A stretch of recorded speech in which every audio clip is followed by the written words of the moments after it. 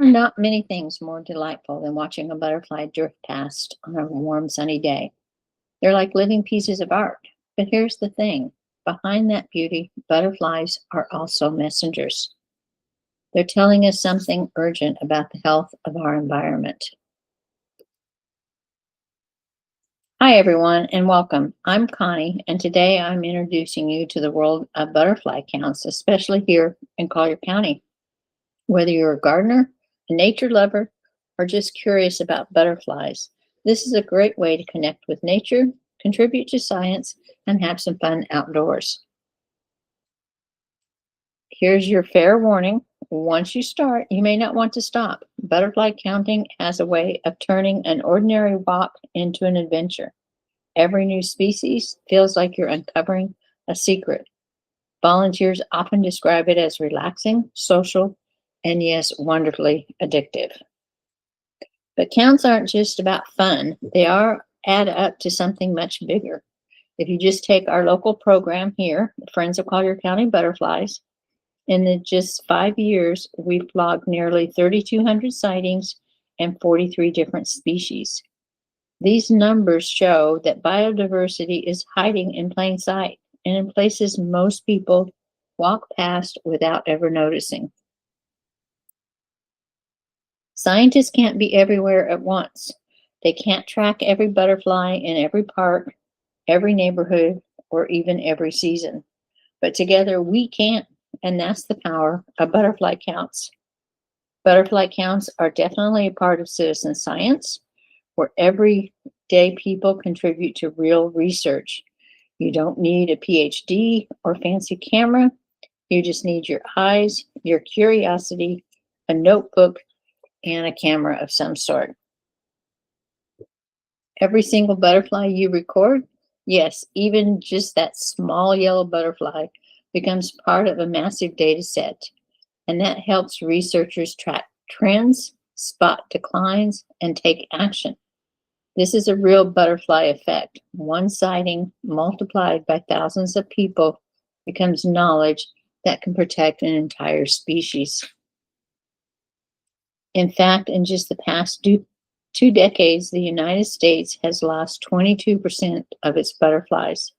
That's an alarm bell that's ringing across the country. And the truth is, we can't protect what we don't understand.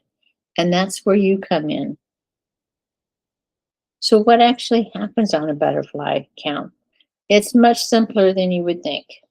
We gather in a park or natural area. We walk along trails slowly and carefully. When someone spots a butterfly, they point it out. We try and identify it, and someone will snap a photo, and the recorder jots down the species if it's known. If it's not known, we still record it, just mark it as an unknown.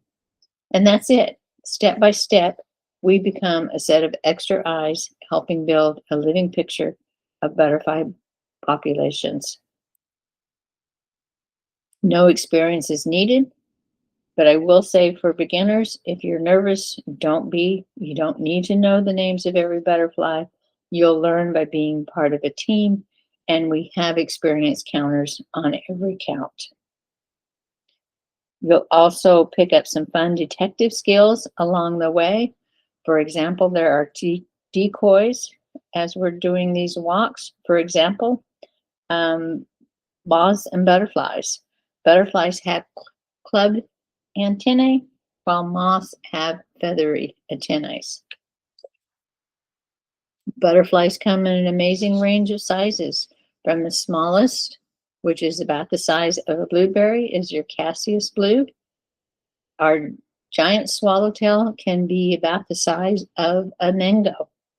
And seeing this variety up close when we're doing the counts is exciting because you never know what we'll find out there.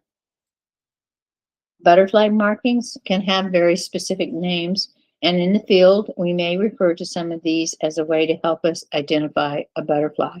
But this is an area that all of us are learning as we go. This is not something you need to memorize. We'll teach you as the information is needed. Here are some some examples of butterfly identification marks that you can see. Um, some butterflies have different tops and bottoms. If you look at the Gulf fritillary up at the top there, it's orange on top and it has white spots on the underside. Some butterflies have tails, which serve as decoys, but birds and other prey may think that's a head and not the tail.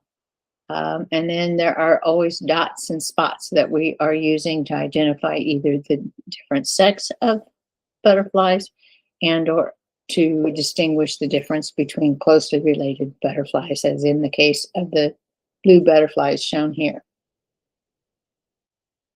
And knowing wing shapes can help narrow down the identification. And in some cases, we learn how butterflies can be mimics, and we learn the markings that can distinguish them apart. But don't let any of this intimidate you, and photographing is simpler than you think also. We usually always have several people taking photographs. The biggest takeaways is you need to be patient. Butterflies do sit still sometimes. And probably the biggest thing is move so you don't create a shadow. Everyone is welcome. You don't need to be an expert. If you can spot a butterfly, you can join in. Most people start out by walking with an experienced counter, and you'll be surprised how quickly you'll start recognizing species yourself. We also make it easy. You can borrow one of our field guides or use apps like iNaturalist or Seek to help with identification. Remember, every observation adds value, plus the team is here to help you learn as you go. Friends of Collier County Butterflies organizes butterfly counts twice a year, and it's not only about science, it is also about building community. You'll meet people who share your love for butterflies, and together we know we are making a difference. Don't worry about being perfect, just bring your curiosity and enjoy the experience. If you'd like to get involved, please reach out to me, and we'd love to have you join us on our next count. Thank you for watching, and I hope to see you out in the field with us soon.